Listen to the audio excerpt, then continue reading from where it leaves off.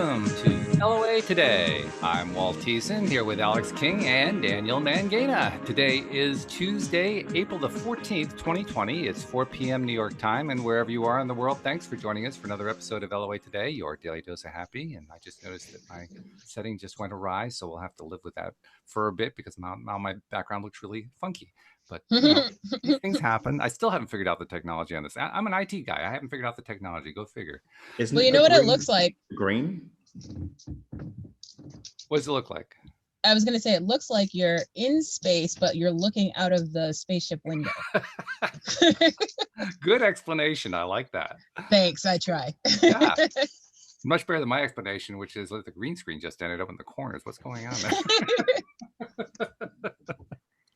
I too didn't have as an exciting an explanation as Alex, but I say we go with the exciting one. That seems more bountifully fun. I like Okay. that one.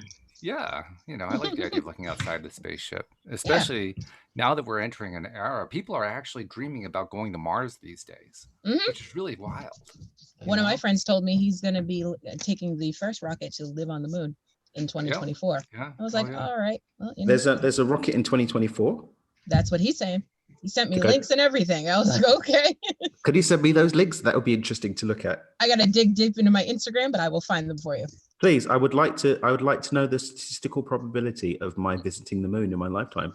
Yeah. Oh, he's not I'd visiting. like to go He's to moving space. there. I think that'd be cool.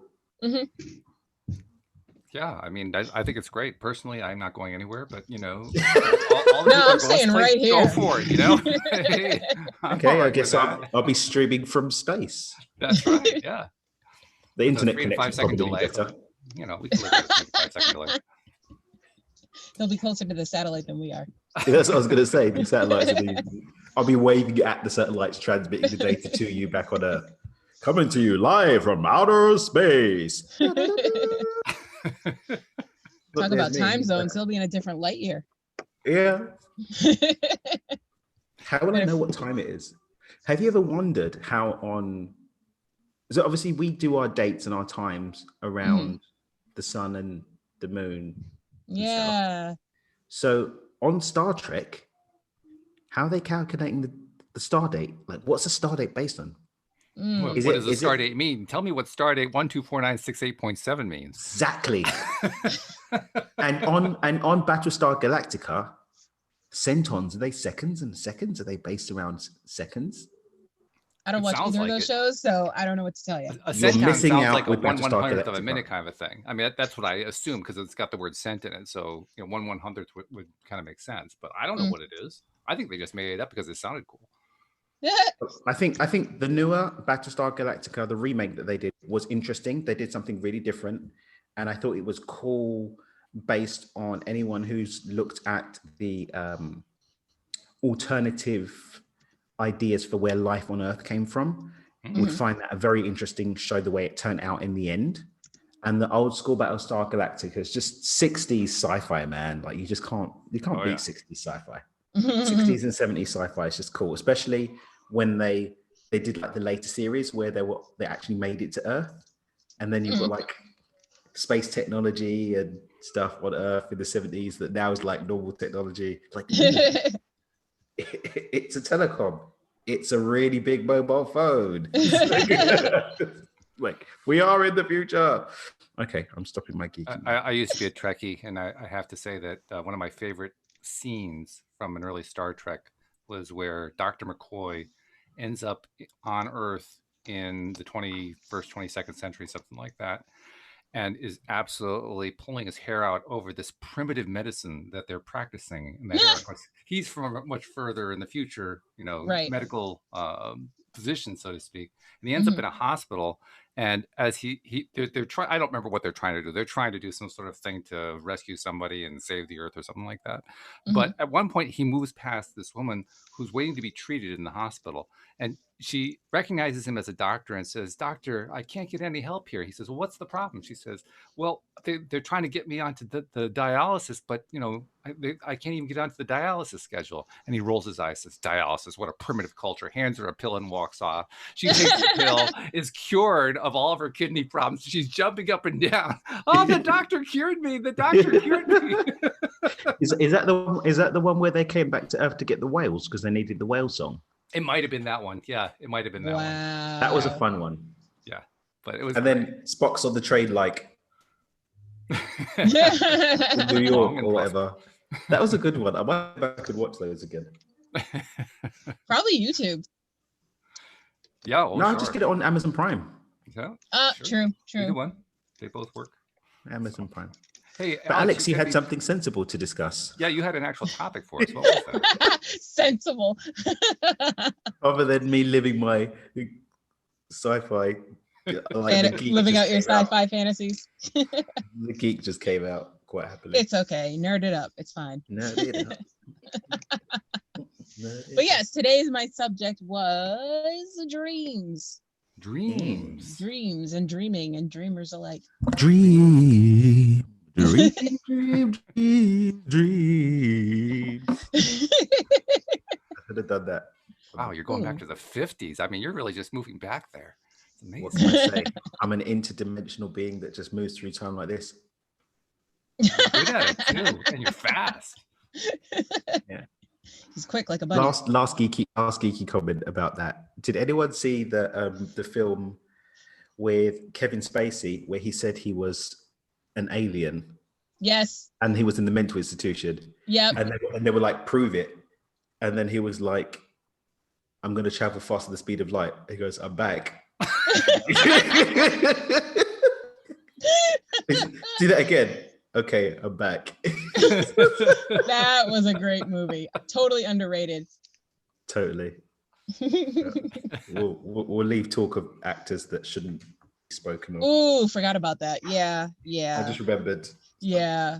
Darn you and your talent and then your dark side. The debauchery. Yeah. Alleged debauchery. Was he convicted? I don't think he's not yet. I believe so, no. Then it's alleged. I hold faith that he may not be a kiddie fiddler. We'll see.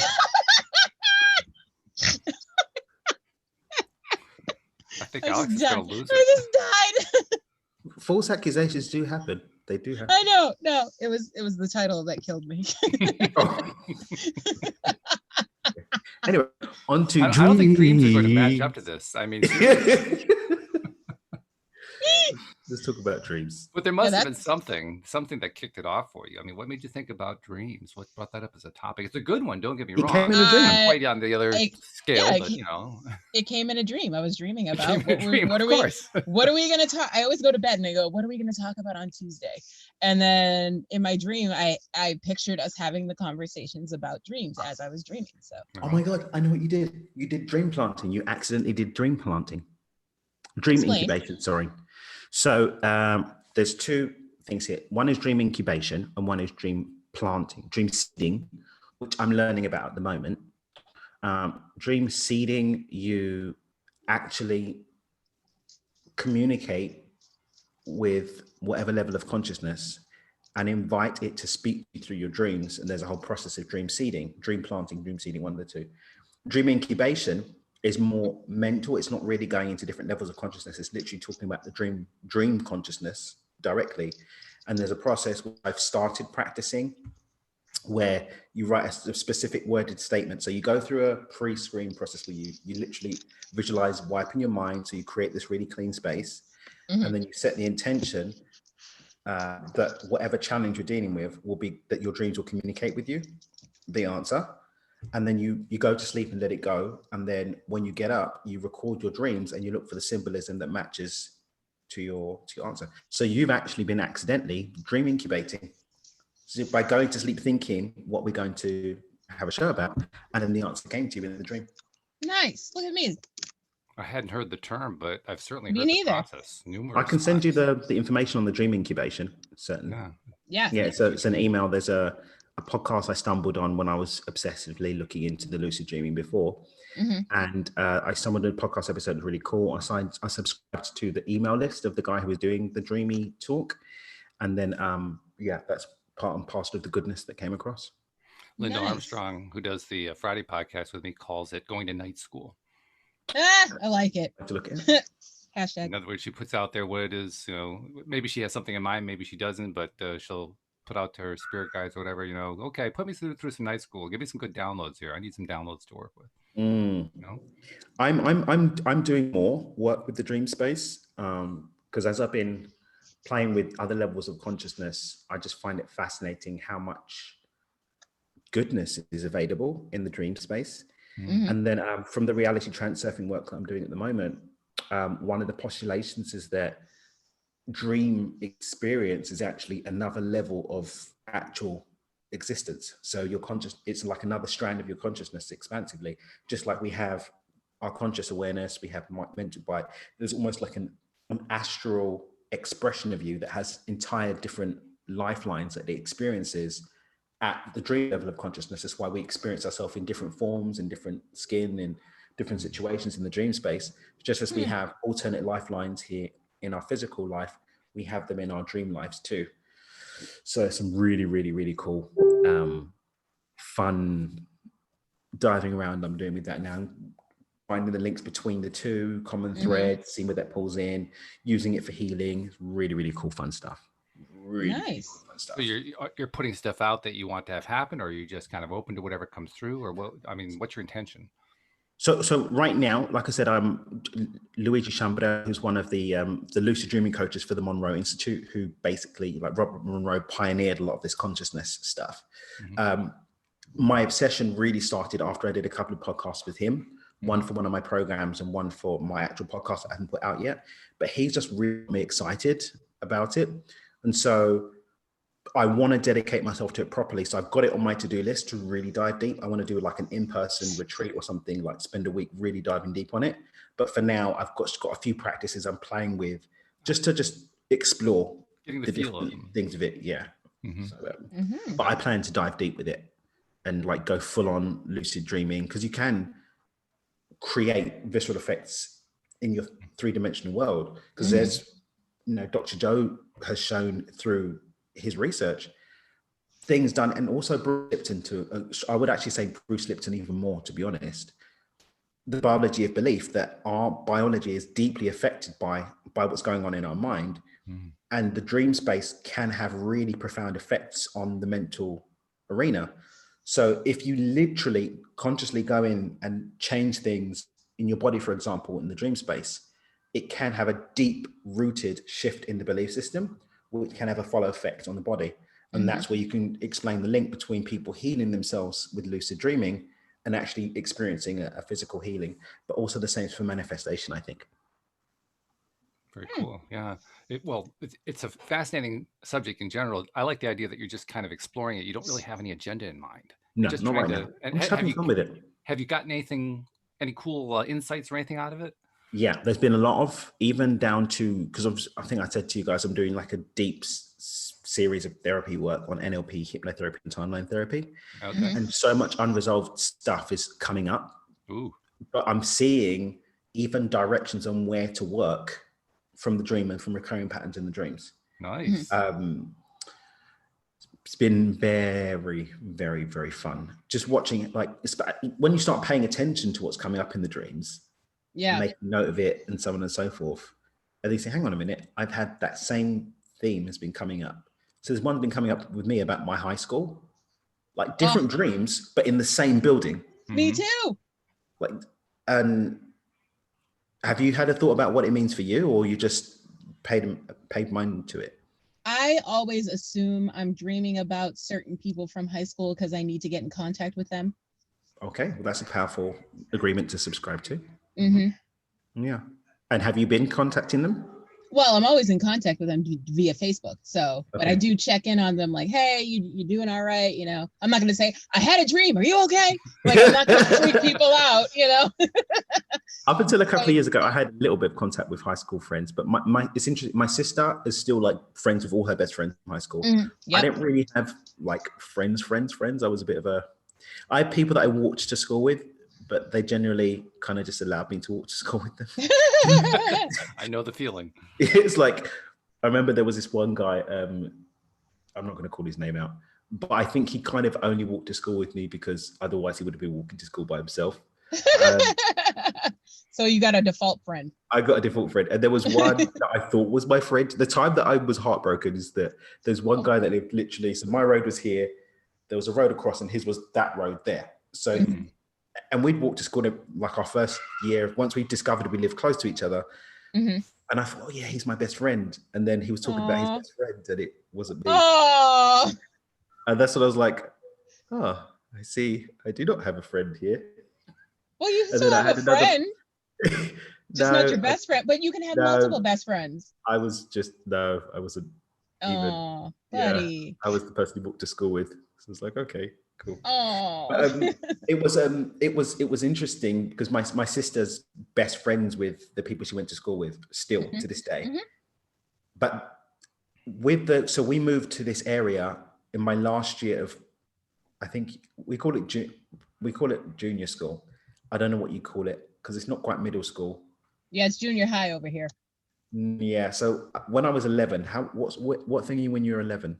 6th grade. 6th grade. So yeah, when I was in 6th grade, we moved to a new area. So I had my 6th grade in a new area, partway through the year. My sister was in 5th grade, so she had 2 years in the school. So she made friends. So when she moved to high school, she had 2 years of building up relationships with the people. She went. So she's been friends with them basically since she was 10. Yeah. With the same people. Whereas I was bullied at that school, so I didn't have any friends. So then when we went to the high school, I was like, okay, so poor buddy. Long story short, I don't really have any high school friends. So I actually thought that was actually part and parcel of what the dreams were having me do. Go back and deal with that situation because I've grown. I'm really not the same person from that time. But there's stuff that's probably not been resolved. So I'm just going in and dealing with blame, anger, resentment and stuff around those relationship dynamics. And also high school was a big fork in the road for me. So yeah, that's what I think it's been coming up for me. That's interesting. A couple of points that you made there are really interesting to me. First of all, I had very much the same experiences as you had. I could count on one hand the number of people that I could really count on as being friends. And the number of people later on that I wanted to talk to was down to 2 fingers. So I'm the only one enjoying my high school reunions. Is that what we're saying? I'm never going to go back. Wow. The funny thing, Will, I used it to really fire me up. So I got the head teacher's prize. I was on the honors roll of my school. I got senior prefect. And I deliberately got the prefects. I went for it more because even like one of the teachers was like, oh, he's never going to get it. Hold on, time out. Prefect is a real thing? I thought it was just a Harry Potter thing. No. We have prefects and then we have senior prefect. What is a prefect exactly? A prefect is like an honored student who's trusted by the staff to support them in like managing the student, basically. Oh, like, snitch. Okay. No, not snitch. Is it basically the same role as in the Harry Potter books? Yes, same role. Without the magic wands. Okay. It's exactly the same, but I was the head prefect. Oh, okay. So that's the equivalent of head boy in Harry Potter. I was head boy. So it was usually because I was the first Black person on the honors roll ever in the school. It's 100 and something year history. Wow. And the first senior prefect as well. So, which wasn't difficult because there weren't really any Black people. I'd say it like it was like a thing, a big thing, yeah. But it really wasn't. It's like statistically, but I've still got the claim. But yes, it's the same as Harry Potter, basically. Cool. Yeah. So anyway, that was one of the first things that I latched onto that you said that I really caught my attention. The other thing, and maybe this becomes a further topic of conversation, when you were talking about how you were exploring, how the dreams are interacting with your past life and how you become a different person, and how basically you were mapping out your growth process, and it put a thought in my head, because in my mind I'm the same person I was when I was 5, but at the same time I've grown. In other words, it's both. Yeah. It's both. On the one hand, I'm the same person. On the other hand, I've grown into a more fuller me, if you will. And so I'm wondering, from your perspective, is that part of what you explore when you're doing dream explorations? I would say to some extent, yeah. Okay. Definitely. But the thing is, I hear what you're saying about being the same person, but I've done work deliberately to completely remake myself. Mm-hmm. So I've gone in with the intention of really creating a completely new timeline with Yeah. just carrying a couple of, like, I like that, and that. Right. The rest of it, thank you for the lessons. Yes. We're going to be over here in the new timeline without you. Yeah. So I'm just having those energetic strands are still tied over and exist in space. So I'm basically continuing the growth that I've done mentally with my mind and physically, creating the bonds with that energetically too through the dream space. Mm-hmm. Yeah, that's a good way of describing it. I find that for myself when I'm looking at my life, you mentioned how there were like certain areas, like, we're going to leave that part out, right? And I understand that. I get that. There's actually a large chunk of my life that I want to leave it out, except when I realized that was also when I did some of my best growing. I didn't know it at the time. Only now, and this is something Joel used to tell me all the time, and I used to shake my head and say, what on earth are you talking about? But it's true. I now look back at it and I say to myself, wow, I did some great growing there. I didn't feel like I was growing at the time, but looking back, it's very clear to me I was doing some great growth then. And so on the one hand, I have done work to try to change my perception of what happened at that time. On the other hand, I'm now at the point where I just accept what I went through and what I did at that point as being a good thing. Yeah. In other words, it's just part of who I am. Yeah. And it's a really interesting marriage, so to speak. On the one hand, I wanted to rewrite it. On the other hand, I want it just the way it was. Yeah, I agree. You know what that's like? Yeah. Yeah, I'm having some dreams of it's recurring. It's always going back to senior prom, which was a very traumatic night for me. So as senior popular prom is a traumatic night for a lot of people. Well, no, it wasn't supposed to be, because I'm No. a very, very popular person. But no, there was an incident where my date ended up acting inappropriate, so we ended up not going to prom together. But I didn't realize what he had did was ask someone else. So I showed up, he had my ticket, gave it to someone else, and I got kicked out of my prom. So I never got to go. Geez. Yeah. Sorry, didn't mean to make you spit on the screen. But so never is it full dress, everything, and I end up going home. So reoccurring nightmares of me actually going to prom, and like I'm recreating it in my mind, like me being there and dancing and having fun with my friends. And yeah, I have that dream all the time. I'm so glad there was no prom in my school. I'm sorry that you had to go through that. But it made me who I am today, so I'm not that sorry. Sorry, not sorry. Yeah, exactly. Hashtag sorry, not sorry. That's a good way to describe it, because it's on the one hand, on the other hand. I mean, yeah, exactly. There's both pieces to it. I think that's a really, I mean, as someone who specializes in talking about transformation, that's a really fine line to walk. So, for example, I am sorry that you had to go through that experience, but I'm also glad that you did have the growth from it. It's like holding both. So everything can be there to support us and help us grow if we claim that. Yeah. But that doesn't mean that we don't have an emotional response to the path itself. So, for example, my grandparents, when they died, even that death has the opportunity within it to support my growth in experiencing that passing on. But does that mean that I'm like, well, everything's here for my highest and greatest good. Bye, Grampy. Like it's you know what I mean? It's being able to gently hold your emotional response to a situation, whilst at the same time honoring that it does have a purpose. I think that for me, that dance is a big part of being human.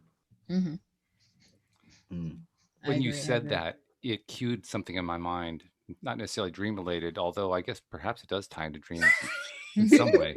But you mentioned your grandparents dying and what your reaction was and response was and so forth. And it reminded me of when my uncle on my mom's side died back in the early 1980s. He contracted a form of cancer and passed from that.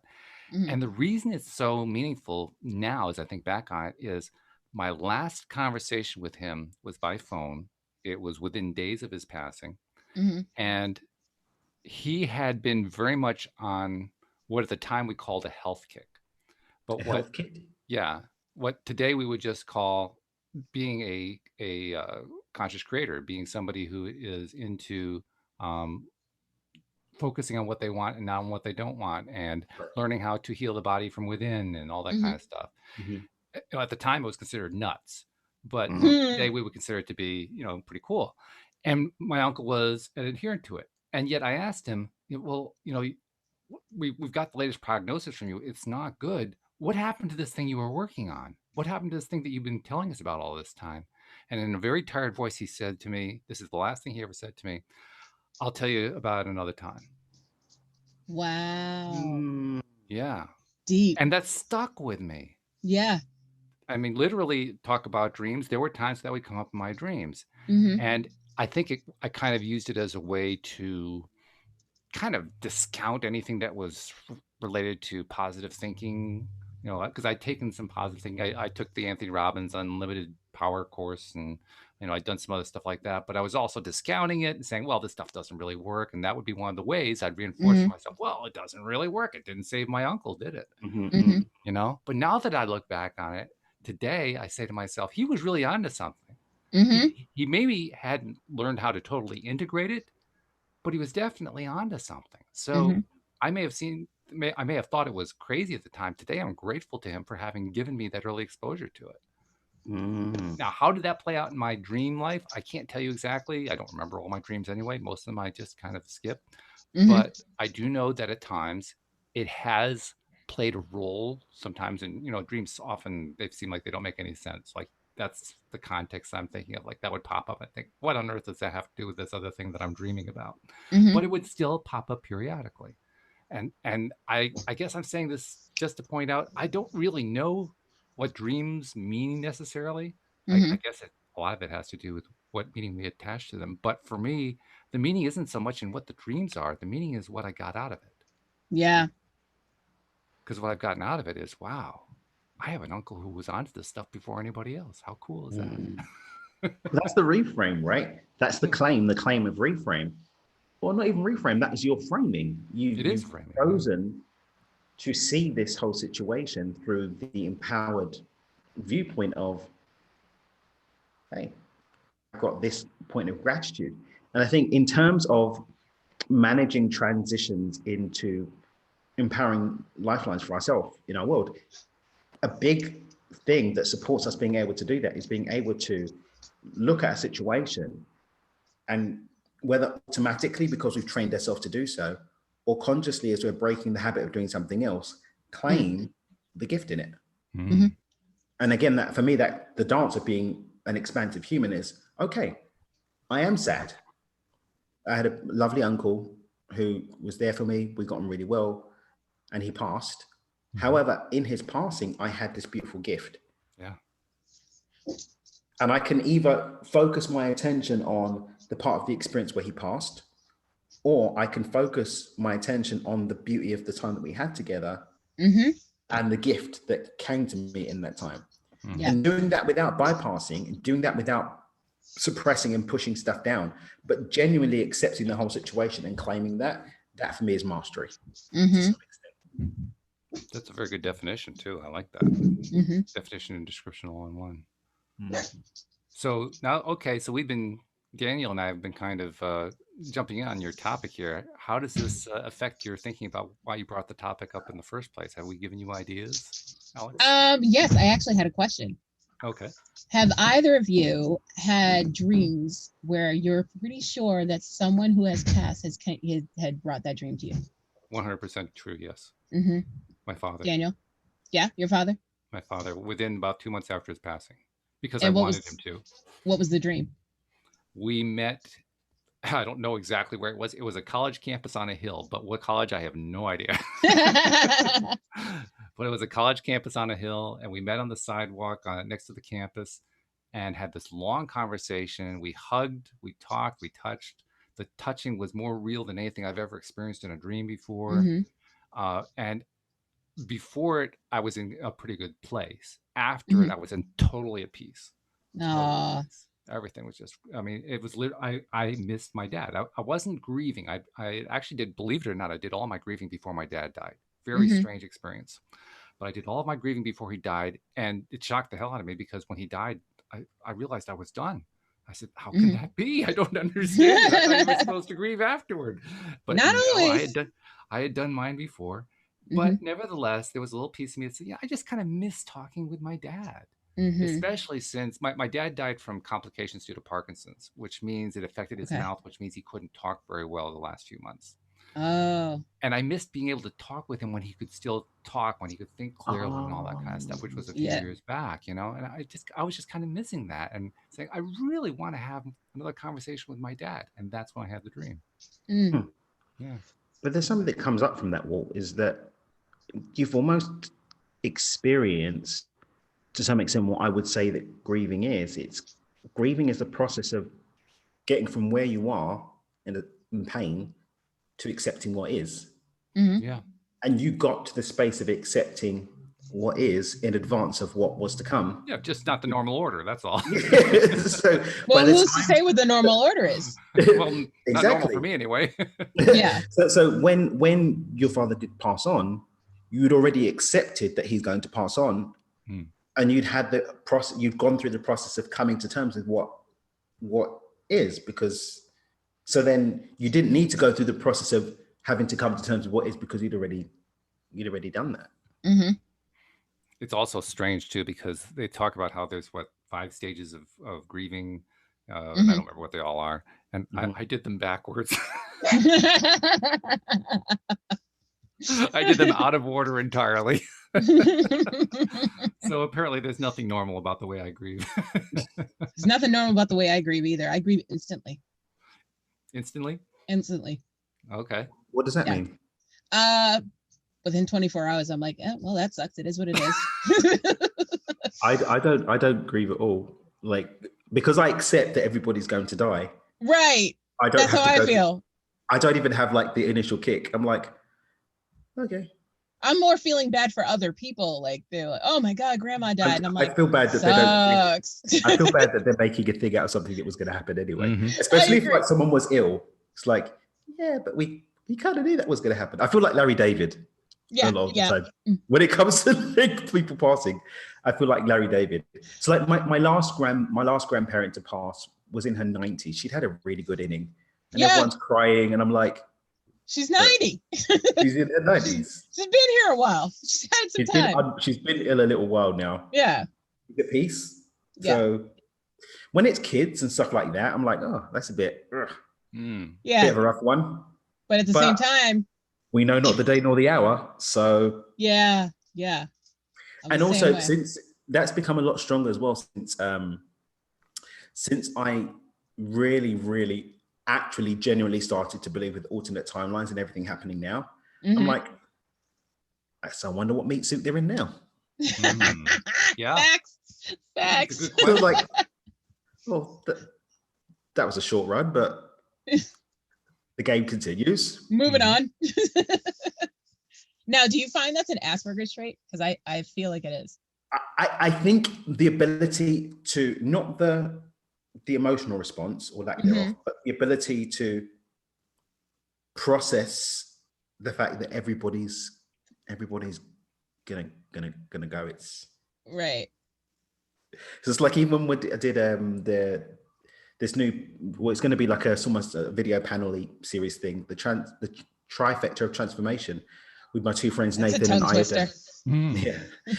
Nathan and Ayodele, and we did our first show a couple of weeks ago, and we're talking about certain things. It's like, well, the worst that's going to happen is I die, and that was always going to be the worst that could happen.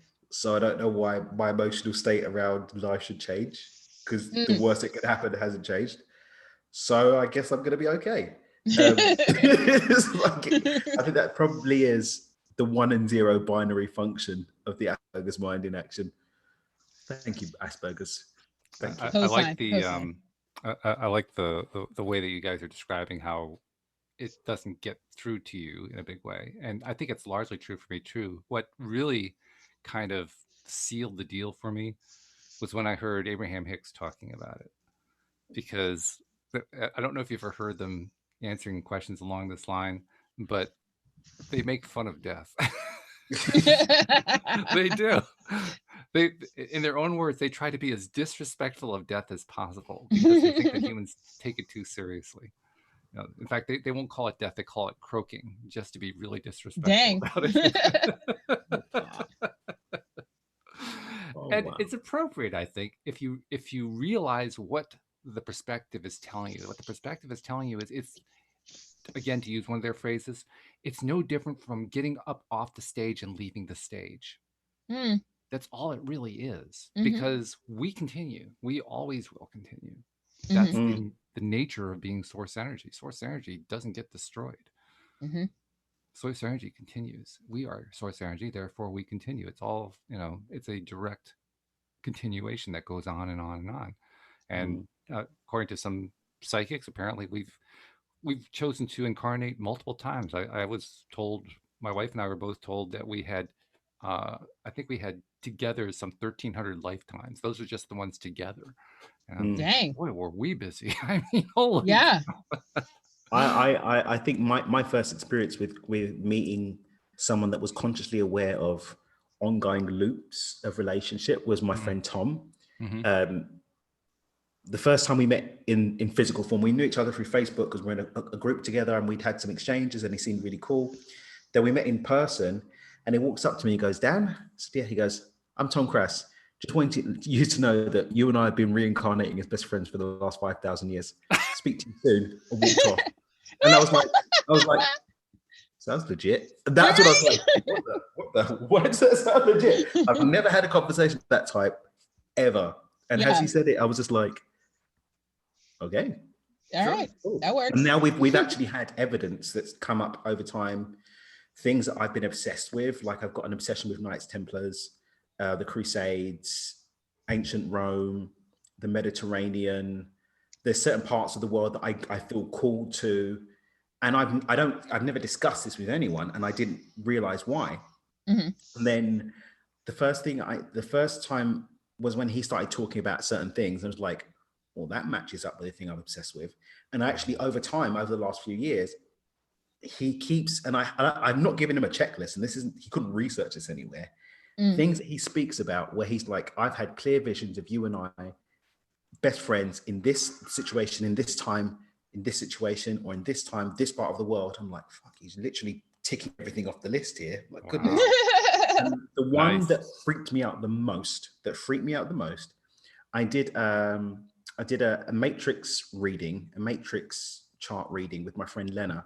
Really cool. If you guys want, I'll hook you up. It's really, really dope stuff. Yeah. And remind me, shoot me a message. I'll connect you up with Lena. She's really, really cool. Okay. And one of the things that came up was, she said, well, there's a past life thing, being a crusader. And one of the reasons why you're so averse to conflict in this life, and I didn't tell her I'm adverse to conflict. One of the reasons why you're so averse to conflict in this life is because in other lifetimes, you have literally imposed your will on people at the point of you're going to kill them if they don't fall in line. So I was like, all right, cool. Sounds a bit strong, but I was like, oh, well, I do have an obsession with the Templars and Crusades. Who knows?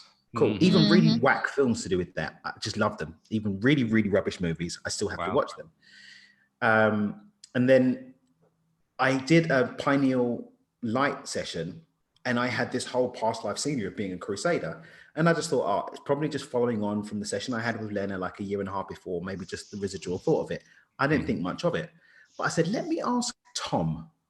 So I was like, Tom, have you ever had anything about us being in the Crusades? He goes, I don't get a hit on it. I was like, all right, cool. Never mind. Left it. And then half an hour later, he sends me a picture of an 11th century Crusader sword.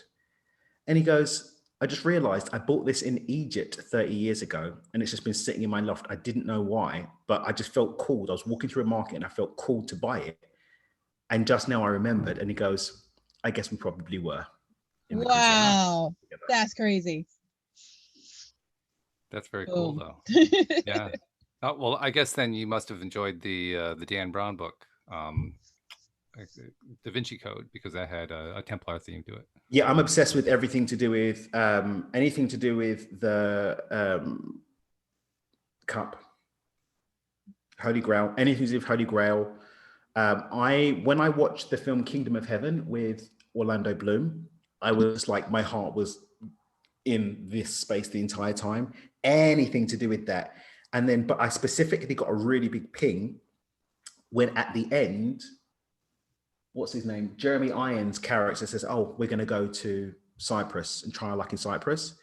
And then I remembered how I had this really big pull when I went to Cyprus. I went to go and do some work in Cyprus a couple of years ago. I was like, I love it here. Why do I want to be here? It's like, it's not anything amazing about it, but Cyprus, and I've had the same in Malta as well. So I probably was sort of bouncing around as a crusader. But yeah, I'm obsessed. I've always been obsessed with swords since a child, and sword fighting and wanting to make swords and own swords and stuff like that. So yeah. It sounds to me like then we're drawing a definite connection between dreams and the dream state and what I'll broadly call psychic phenomena, for lack of a better term. Yeah. I'd say so. To some extent, definitely. I mean, for me, all of the levels of consciousness all have some connection between them. We have other lifetimes, soul consciousness, higher self, dream consciousness. For me, these are all bits that make up us in a wider perspective, and our physical manifestation is just one piece of the puzzle. But we can access them through different tools, different modalities. But I do my best not to be obsessed with them, because I believe that all of them do have their own independent thing going on too. But there are things that can be learned from it. So people that want to jump and live in the dream world, I'm like, so you want to basically be an Inception, where they spend their time going to live in the dream world rather than living in the physical world. It's like that whole playoff. Like, then what was the point in manifesting in physical form anyway, if not to have this part of the experience? So give yourself fully to this experience and allow the lessons and wisdom of those other levels of consciousness to support you expansively having this experience. So it's basically information to use here. Yeah, for me. Well, that because those consciousnesses are going on. Sorry, what was that? Alex? I said that kind of ventures into the obsession we're starting to have with virtual reality. It's going to be another level of consciousness. Yeah, it's a way to more we're creating almost another level that we can exist in, and then people are going to be so looped into virtual that they're going to be tapping into the physical in order to inform the virtual. Yeah, I know, it's crazy. Like, have you seen the movie Ready Player One? Yes. Yeah, so basically like that. Yeah, the world is going that way, I'm sure of it. I agree. But is it any real different from, say, social media? I mean, social media is a way of living virtually. That's what the avatar, we're spending more and more time in that avatar state. And I think as time goes on and the technology supports more sensory engagement in that, like in Ready Player One, where you had like the moving treadmill thing that so that you're running, but it's like you're running, but you're still in the same place. I think as technology continues to expand and become more widespread around that way, then people will spend more time living in their avatar state, the same way that people try to run off and spend all their time meditating and live in out-of-body states, for me. Or even people that use hard drugs in order to escape this reality. It's all escape. Yep, true. So at what point is it escaping? At what point is it going to night school and learning something? Well, you go to school, you come back home, don't you? And you actually apply it. Interesting distinction. Let me go to school, you go home to eat, and then you go back to school again. So in other words, you actually come back and apply it in the physical world. You're not completely. Well, I'd say maybe the applying isn't so much, because there are some people that, I mean, look at academics. They don't actually apply anything. They spend their whole time. That's why they're called academics. Yes. But there may be night school academics, but academics, generally speaking, take that information and then give it to others. So the application isn't in their own life. They empower other people because they have to write papers, or they have to do something. Otherwise, they don't get to keep their job as an academic. They have to be doing something to demonstrate what they're learning. So there is still a product that's produced from the time of schooling. If you're just going to school like Van Wilder just to escape the world, then at some point Dad's going to stop paying for your tuition. That was a good one. I think there's also something to be said that when you have a belief or a drive to explore this stuff, even if you're doing it from an academic perspective, it's not like you have to apply it deliberately. You are applying it. The fact that you're so caught up in doing the thing is the application. I don't think there are too many people who are academic who are purely academic who don't want to apply any of it in their lives. Are there? I mean, everybody's doing whatever they're studying. They're studying it to some degree because they want to apply it in some way. Yeah. Are they really always? Some people are just running away, no? I suppose. I don't know. I wanted to take psychology just for the hell of it, just to do something and say I went to college. Yeah, but you weren't going. But I suppose the difference is, but you weren't going to just continue to live your entire life in a psychology book, pretending that the rest of the world exists, or escaping from the world just to be in psychology. Right. You were dipping into psychology because you enjoyed it. No necessary intention, but then you were coming back to your life, not even necessarily applying, but you were coming back to your life. Right. Versus, oh, I can't take this world anymore. I'm just going to go and do ayahuasca and commune with my ancestors. Commune with my ancestors. Do you know what I mean? Or someone that wakes up and gets straight on the crack pipe just to escape. Yeah. You know, you don't exactly just, okay, I've finished with the crack now. I'm just going to get back to being a functioning member of society. I'm finished with the crack now. I think that's a different meaning to the word. It's all academic. I mean, really. But do you know what I mean? It's like, yeah. One instance, you're popping, having a line, and then coming back and functioning at work. It's different. Actually, somebody who's been on that pipe that long probably is having trouble putting thoughts of any kind together. So and that for me, it's the same people that if you look at people that have done a lot of plant medicine, people that meditate so much, they begin to lose, and I'm not saying there's anything wrong with it, they start to lose, you can't really depend on them for things to be done, because they spend so much time with their brain in those brain waves that bringing them back down to beta in order to function effectively in three-dimensional reality doesn't happen. And for me, I'm like, yeah, that's great, mate. But the whole point of coming to the playground was to play. You're just going to have to come back tomorrow. Yes. And so for those people, when they do croak, they're going to have to come back and enjoy another meat suit because they didn't actually do it this time. Like, well, you know, for me, my take on it is, if we really want to transcend beyond physical form and return back to source permanently, maybe just do the whole physical thing more fully, rather than spending the whole time physically trying to run back to source. Why not fully explore and embody everything that's here to be done physically? Then you can check the boxes. Okay, I've done that one, I've done that one, I've done that one, I've done that one, I've had that experience. Fully embody life is here to be lived. Fully embody it. It's an interesting thing that anytime I hear a description about what life is like on the non-physical side, invariably the description leads to the point where the describer says everybody on the other side is focused on here. And I say to myself, well, what's going on here? We have all these people here on the physical side saying they're thinking about, what's it like on the non-physical side. We got the people on the non-physical side saying, well, what's going on the physical side? Like, wait a minute. I think that depends on the consciousness thing, because you've got, when we're talking about non-physical, for me, there are different levels to it, because you've got non-physical entities that are like us. They're subject to polarity, but they operate at a level of density that we don't engage with our senses. So if you look at the universe and reality, the three-dimensional perspective that we engage with our senses is like that compared to that. If you look at light, for example, the rainbow against the rest of it is it's really, really small. So the way that we express energy as humans, for want of a better phrase, as matter, is at this level of density. But then you tweak it a little bit, and you've got, for example, electricity. You've got all these other things. You've got the nature.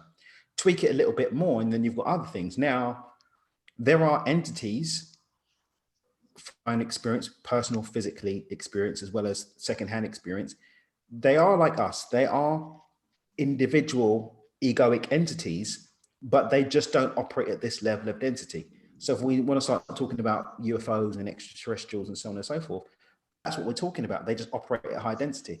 Now, people that are engaging with, other life forms and blah, blah, blah, for me, some of them really just doing that. That's a very different thing for me to those who have passed over. Having passed over is a different thing to being an entity that operates on a different level of density. So when you passed over, you've basically, this particular piece of the experience, the physical bit, disappears. I love Bruce Lipton's description. He talks about the broadcast being consistent, the broadcast of consciousness, and then the TV screen that it's being broadcast through changing. So that's the meat suit that we use. So that switches over to another meat suit. But just like us, even those entities are still in this karmic run of going through experiences in the bid to return back to source. So if we're talking about other entities, they can't fully experience everything that we do as humans because they don't have the senses to do that. The same way as humans, we can't experience everything we do in virtual reality. That's why when we started going back to even the Battlestar Galactica thing about where humans came from, well, that it was actually just higher levels of higher intelligences that were doing an experiment, creating their own virtual. And that's where we got this. And so their run to come down to engage with humanity is part and parcel of that whole thing of experiencing that creation that's been done, almost coming into this virtual reality. It's fun, it's an adventure. Now, there's different things that support that, but that's a completely other conversation. But in line with what you were saying, Walt, if we're talking about other entities which don't have the physical form that allows them, for example, to enjoy Kentucky Fried Chicken, right? That's a very, very different thing to my granny, who's now broadcasting through another TV screen. Does that make sense? So when people say what you're talking sorry, about, it doesn't. It makes sense to me. So what I'm saying, basically, those entities are like everything's going on Earth, everything's going on Earth is a different situation to someone that's passed over and died, who's croaked. Because a croaking is human consciousness that's now in another meat suit or is in between meat suits and being spoken to on the other side versus, for want of a better phrase, your Pleiadians or your Andromedans or whatever, whose level of density, how they manifest, doesn't allow them to enjoy physical experiences because they don't have a physical form to do it in. When you describe that, I understand the distinction you're making, but I'm thinking in response to that, what Abraham says. I mean, Abraham was asked a question one time, and I don't remember what the question was, but the gist of it was, well, you know, we understand what you're saying, but what we're talking about are people who have actually died. We're talking about dead people. And Abraham's response was, who do you think you're talking to?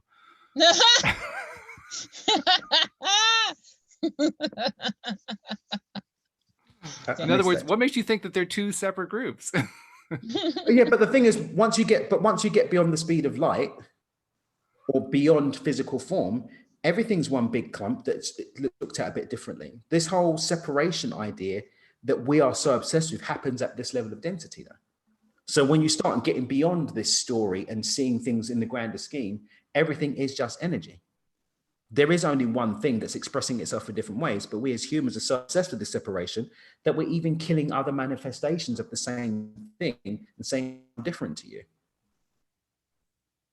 All that means to me is that we can be vibrating, to use the term, at various levels, and we get to decide at any moment in time which level we're vibrating at. And we can be at one moment vibrating at the super high level, and we can decide later on to vibrate at the low physical level, and we can shift attention whatever way we want to at any given time. Is that what you're driving at? But that's levels of consciousness, I would say. Yeah.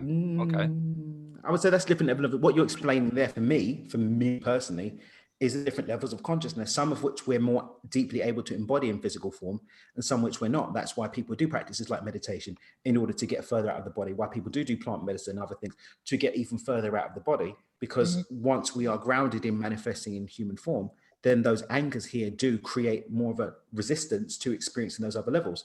So with the dream state, we have to go to sleep, generally speaking, to access it. We can't lucid dream like this. We're awake now. We go to sleep in order to access the dream space. Okay. I still don't see what the distinction is, but that's fine. I'm just missing it, whatever it is. It's not a big deal. Maybe so there is one. Here's what I'm going to do. I'm going to make it really simple. I'm going to take a moment to take a break, and then we'll come back and we'll see if we can, iron it out in the last minute of the show. Okay. I mean, that's the best solution I can think of at this point. So, and I did want to get two messages in today. First of all, I mentioned yesterday that we're doing a little promo. We've got a post on Facebook and the LOA Today page that we're using to promote. And I'm looking for people who are listeners of the show to share comments about why they like the show. Hopefully they like the show. That's why they're listening to the show. I'm presuming that they like the show, and that's why they're listening to the show. So if you are one of the people who is listening and is enjoying it, we want you to go and make a comment. We love the sharing. That's great. Liking is great. All that stuff is great. But I'm really looking for the comments because I want new people who are seeing this post, because we're going to promote this post and we are promoting it, to see what people who are currently listening to the show think about it. And that's the best way they can actually see it quickly. And we have gotten, since my request yesterday, we have gotten people who have made comments, and thank you to those of you who have commented. I'm looking for a whole bunch of them, so I want more comments on there. So listeners, please just take a moment, go to the Facebook page, just leave a comment. It's the first post on the page. I got it pinned, so it's the very first post at the top. And just share with people who are new to this, what do you want them to understand about why you like listening to LOA Today? Because I really want to reach out and get more and more people aware of what our program is about. And if they see a post where there's actually a lot of involvement, I think that kind of gets you into the mode of, well, maybe I'll pay a little more attention. What is this thing anyway? As opposed to one that doesn't have a whole lot of activity. Oh, we'll just kind of skip that one, Yeah.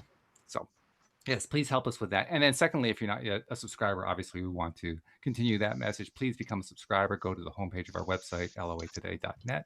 And at the top, you'll get instructions on how to become a subscriber. If you're not subscribed, most of you are, which we love. I mean, most of our people are subscribers and they're loyal and they keep listening and we just love them. They're just wonderful. Also, check us out on YouTube. And Alex, you're the person who gives the YouTube spiel. How do they subscribe on YouTube? How do you do this on the days I'm not here? I make it up as I go along. I was just wondering. Okay, so literally, I open my mouth, stuff starts to come out, and then I stop at some point. That's literally it. Well, that's you all day, every day. It's got nothing to do with our subscribers. So you got that figured out. I'm glad that you understand me. That I do. So what you want to do is go to YouTube, search LOA Today podcast videos. And once you see our smiling faces, click down below at the red subscribe button. Next to the red subscribe button, there's a little silver bell. Make sure you click all so you will always be notified when we are live. See, she does it so much better. I need her on the show 5 days a week, don't you think? You want me to just clock in at like 4:55 every day and then just pop back out? And I'll just... And now our special guest. It's like, oh, hold on, Alex is here. We got to do the promos. All right, bye. I'll pop in for like 30 seconds. It'll be cool. That gives us an interesting perspective for what we were talking about before, Dan. Okay, so we basically did this whole distraction thing and did these promotional messages and so forth. So bring that back to the vibrational space. First of all, let's point out how high the vibration has gotten just by doing that promo, because we're laughing, we're feeling good, so we just raised the vibration up anyway. But more to the point that you were trying to make, I think, maybe I'm not getting this, but I think what you're driving at is, because there are these different levels, it's almost like they are different levels of living, so to speak. They're different levels of perceiving reality. I'd say that's a great way to look at it. Okay. Because right now we're human, physical. We go to sleep. We can be a dream space. We meditate. Then we may be an out of body space. If you have an out of body experience, you're having another experience. Okay. And I guess the question that's still in my mind is, do you feel that we can focus on any one of those at a given moment, at a given instant? Or do you believe we can focus in multiple places at a given instant? I think we're limited with our physical brains in what we can do. But when we step a bit wider into who and what we are, we can access more of it. And there are tools that people use to access those, some hacks that people use, like plant medicine, in order to access others of those, but they can all be accessed. And how about those who are currently in non-physical form, in the spiritual form, so to speak? They don't have the physical body aspect. Right. So are they able to access multiple levels all at the same instant? Well, they're more fully embodied in one of those levels, because they don't have the physical form. Mm-hmm. So the physical. But I'm wondering where they pay attention is what I'm asking. Where is I couldn't say I've never been there. I can't say I've never been there. All I can talk about is logically speaking, they don't have a physical body, so that bit is out of the it's out of the equation. You don't have a physical body. So Kentucky Fried Chicken is something that you can think about. Maybe you can write about it or write poetry about it, or even philosophically think about, or maybe even do a reverse psychic reading and ask them for a description. What? Yeah, it's like if you, like, for example, when speaking to your father, you could ask him, "Hey, Dad, what's it like on the other side?" And he can describe it for you in a language that you can understand. But that's a secondhand experience. It's not a firsthand experience for you. All right, so let me ask you this then. This is a story that comes from Abraham Hicks. Mm-hmm. It's a story that Esther tells in the guise of speaking for Abraham. Mm-hmm. And the story goes that Esther was out behind her house one evening, late afternoon, enjoying the beauty of the evening and enjoying, the lush greenery and the sky and the sun and the temperature and the gentle breeze, the whole thing. Mm-hmm. And as she was standing there enjoying that, she had this sudden insight. She said, "Abraham, is that you?" And Abraham replied, "You caught us looking through your eyes, smelling through your nose, hearing through your ears, enjoying what you're enjoying." Mm-hmm. So my question is that experiencing it vicariously, or is that experiencing it directly because they're sharing the senses? Well, look at possession. If you look at possession, which is a measurable phenomenon that's happened in some instances, then you have a non-physical entity operating through a physical body in order to have a physical experience.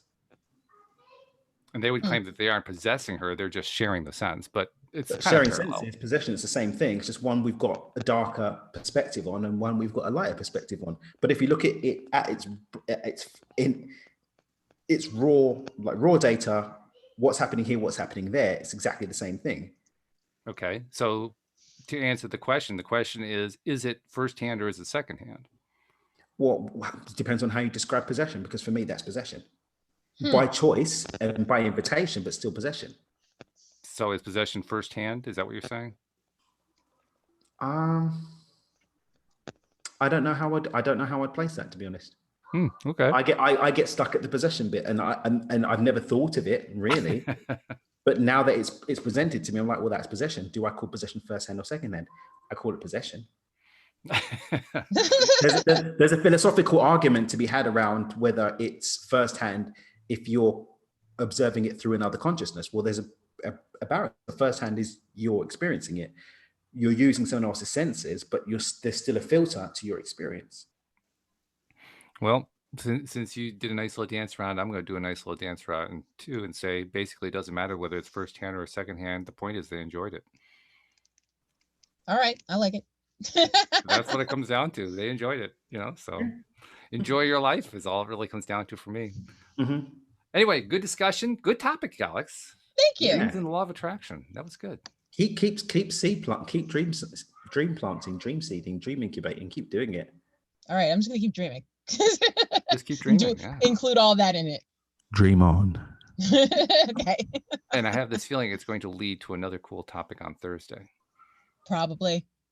So you're going to just have to tune in on Thursday, find out what the topics are going to be. Thank you, Daniel. Thank you, Alyx. Thank you, live streamers. Thank you especially to our podcast listeners as well. We'll see you all next time here on LOA Today. Goodbye, everybody.